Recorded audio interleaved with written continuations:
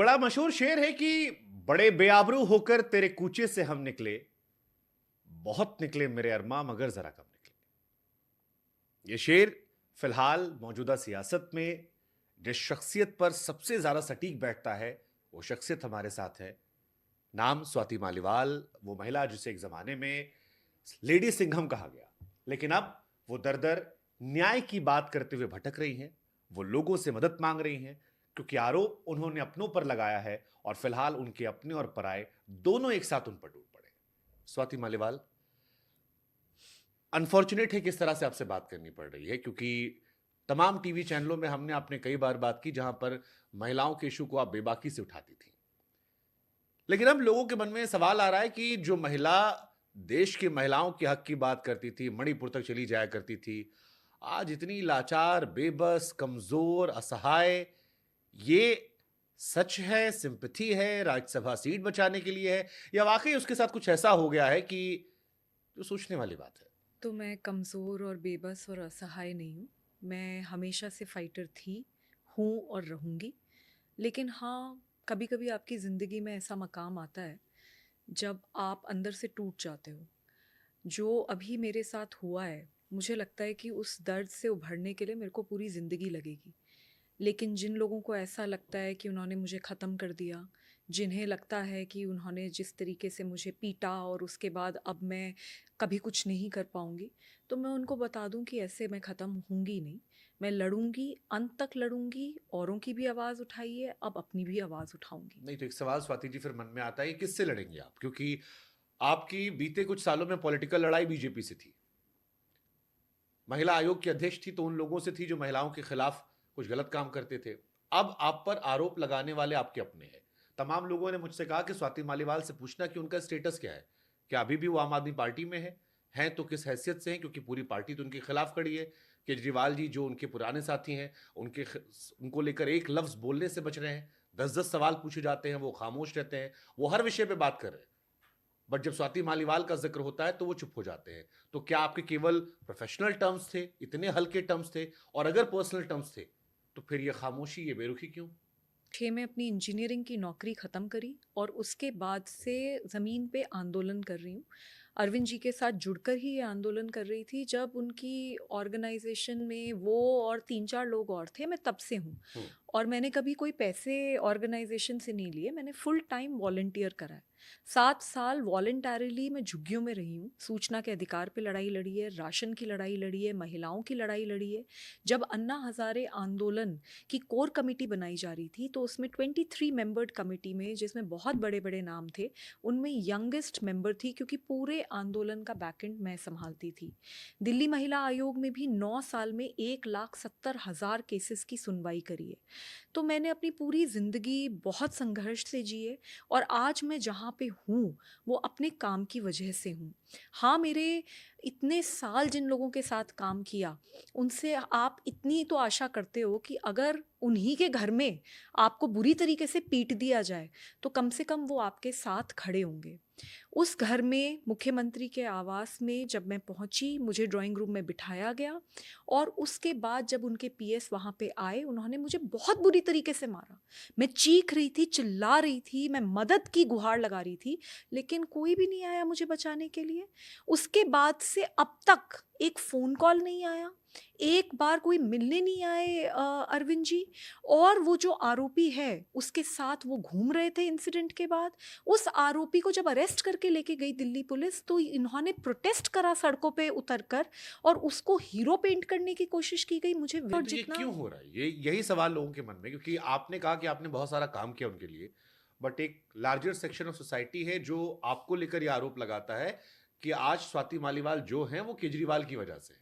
उन्हें चाहे महिला आयोग का अध्यक्ष बना दिया गया, उनका ये मानना होता है कि आपको सब कुछ जल्दी मिल गया, आपको राज्यसभा की सीट दे दी गई, और फिर आपकी महत्वाकांक्षाएं शायद और थी, इस वजह से आप अब उनके खिलाफ इलेक्शन के पीक पर उन पर आरोप लगा रही है। जैसे मैंने आपको बताया, 2006 में जब 5 लोग थे जब ये पद और प्रतिष्ठा नहीं थी, जब कोई भी पावर नहीं थी हमारे पास, झुग्गियों में मैं रहती थी और झुग्गियों में रहकर मैंने काम करा है बिना कोई पैसे के।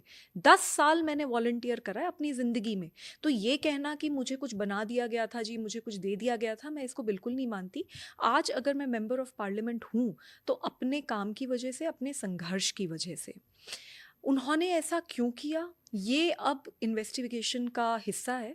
दिल्ली पुलिस के साथ मैं कोऑपरेट कर रही हूँ और दिल्ली पुलिस इसमें इन्वेस्टिगेट ज़रूर कर रही है एंड आई होप कि प्रॉपर इन्वेस्टिगेशन हो। लेकिन जिस तरीके से मेरे साथ जो भी करा गया है, वो उसने मुझे रियली में हर्ट करा है। ये कहना, क्योंकि इस वक्त आप ये देखिए कि जिस दिन तक मैंने कंप्लेंट नहीं फाइल करी थी, उस दिन भी सुबह जब प्रेस कॉन्फ्रेंस करी गई पार्टी द्वारा लखनऊ में, तो ये बोला गया कि स्वाति मालीवाल ने देश में महिलाओं के लिए बहुत काम करा है। हम स्वाति मालीवाल सिंह की के बात कर साथ रहे हैं। हैं। हाँ जी, बिल्कुल, अच्छा। वहीं अरविंद जी भी बैठे थे। हम्म। तो ये बोला गया, पर जैसे ही मैंने कंप्लेंट फाइल कर दी, तो पूरी की पूरी कायनात लगा दी गई मेरे को दबाने के लिए, मुझे चुप कराने के लिए। जब 3 दिन मैं कंप्लेंट नहीं फाइल कर रही थी और मैं अपने अंदर एक एनर्जी ला रही थी, स्ट्रेंथ ला रही थी, उस 3 दिन में भी बार बार मुझे बोला गया था कि अगर तुमने कंप्लेंट फाइल कर दी तो तुम्हें बीजेपी का एजेंट पेंट कर दिया जाएगा, तुम्हें हम झूठा साबित करेंगे, पूरी पार्टी एक तरफ होगी विभव की तरफ और तुमको बिल्कुल अकेला कर दिया जाएगा। पार्टी में आप कह रहे हैं कि आपने इतने साल वॉलंटियरिंग की, आप 2006 से जुड़ी हुई थी, उनके साथ आंदोलन में आई, फिर पार्टी बनी, फिर 15 में आप आई, फिर आप महिला आयोग की अध्यक्ष बनी, राज्यसभा सांसद बनी, सब कुछ तो अच्छा चल रहा था। तो फिर ये 2 सवाल एक आते, एक सवाल कि उस दिन सुबह सुबह स्वाति मालीवाल क्यों गई थी?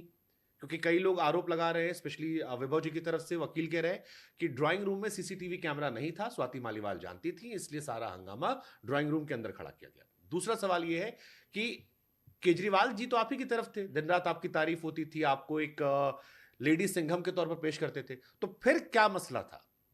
सर, मैं ये जानना चाहती हूँ, क्या लेडी सिंघम अगर आपके घर में बैठी है तो आप उसको, वहां क्यों थी उस दिन?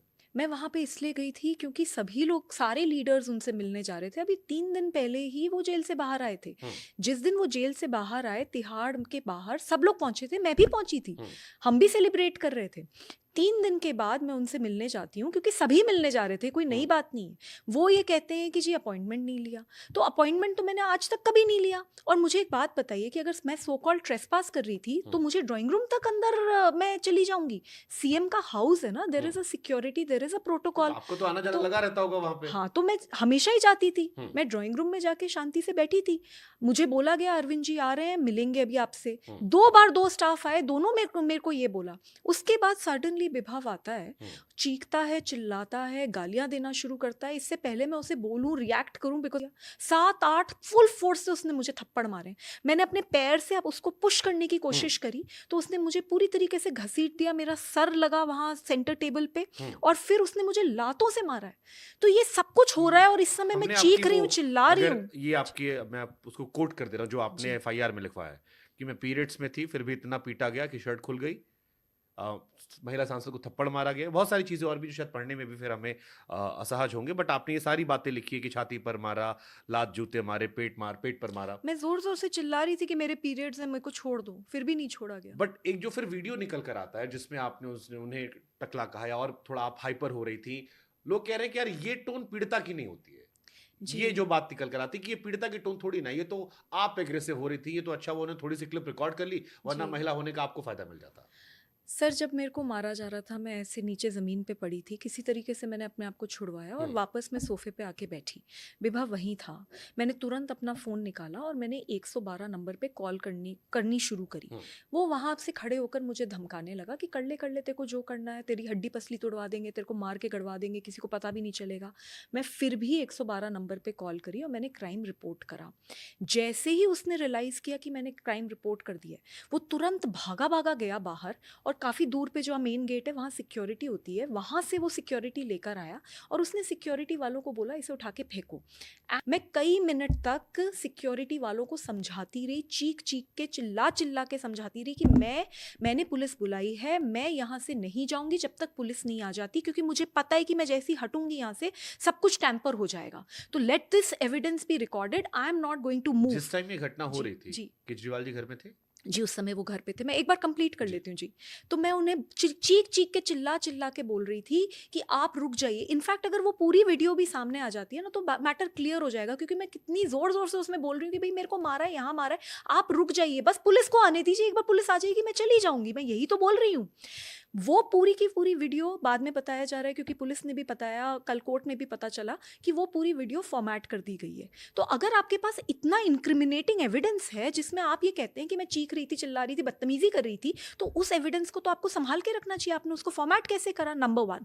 नंबर 2, जब इंसान को इतना मारा पीटा जाए, फिर जो सिक्योरिटी आ रही है वो भी आपकी नहीं सुन रही, और आप उस वक्त बहुत हेल्पलेस फील कर रहे हो, क्योंकि आपको पता है जैसे ही आप यहाँ से निकलोगे ये सारा का सारा एविडेंस डिलीट कर दिया जाएगा।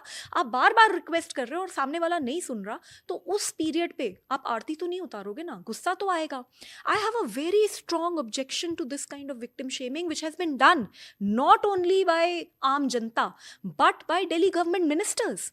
ये लोग रिकॉर्ड पे गए हैं, इन्होंने इस लेवल की विक्टिम शेमिंग करी कि ये जो जिस तरीके से चीख रही है ना, ये विक्टिम की रोल नहीं हो सकता कि वो हाथ जोड़ के वहां पे एक जगह पे कोने में रोती रहे और बोले भगवान के लिए मुझे छोड़ दो।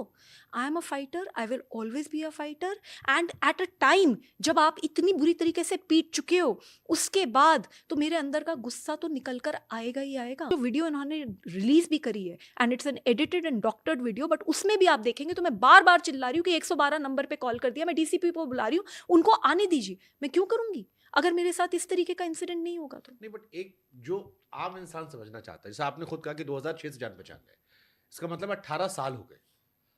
ये कैसे पॉसिबल है कि आपकी जान पहचान एक शख्स से 18 साल से है, जो खुद एक बड़े राज्य का मुख्यमंत्री है, अभी जमानत पर बाहर आया है, पीक इलेक्शन में है, वो अपनी ही महिला सांसद को अपने ही घर में पिटने देगा और घर से बाहर नहीं निकलेगा? ये लोगों को डाइजेस्ट नहीं हो रहा है। पर होगी ना इसके पीछे मैम? मैं चीख रही हूँ, चिल्ला रही हूँ, कोई नहीं आया। उसके बाद सिक्योरिटी बुला के मेरे को बाहर निकलवाया गया, तब भी कोई नहीं आया। आज तक कोई फ़ोन नहीं आया, आज तक किसी तरीके से कोई मिलने के लिए नहीं आया। And on top of it, जो अक्यूज्ड है, आरोपी, उसको साथ ले लेके ये लोग घूमे, लखनऊ गए हैं, अमृतसर गए हैं। And on top of it, जब वो अरेस्ट हुआ तो पूरी की पूरी party including the chief minister of Delhi वो सड़क पे थे, उसको हीरो बनाया गया, मेरे को विलन बनाया गया, पूरा कैरेक्टर असैसिनेशन और विक्टिम शेमिंग करी गई है। ये क्यों हुआ, किस कारण से हुआ?